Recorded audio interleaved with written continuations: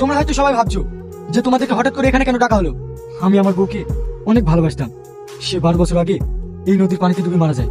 তার স্মৃতি বলতে একটা আংটি ছিল, যেটা আমার ছেলে এই পানিতে হারিয়ে ফেলেছে। তাই তোমাদেরকে বলছি, যেভাবে হোক ওই আংটিটা খুঁজে বের করতে হবে। কি বলছেন জমিদার বাবু? ছোট্ট আংটি নদীতে খুঁজে পাওয়া যাবে? আর পাওয়া যাবে। যতক্ষণ না পাওয়া যাবে না, সবারই খাওয়া দাওয়া বন্ধ।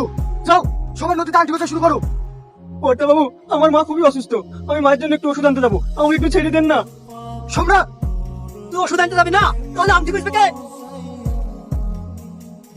ওকে ছেড়ে দেন, ওকে ছেড়ে দেন, ও মরে যাবে, ওকে ছেড়ে দেন। হট এখান থেকে। জমিদার বাবু, আমার স্বামীকে ছেড়ে দিতে বলেন, আমার স্বামী মরে যাবে। জমিদার বাবু, ওকে ছেড়ে দিতে বলেন। সম্রাট, ও আমাদের ঠিক আছে তো? আমি ঠিক আছে, তুমি ওপরে যাও। শোন সম্রাট, আংটি না পাওয়া পর্যন্ত যদি পানি থেকে কেউ উঠে আসে, পানিতে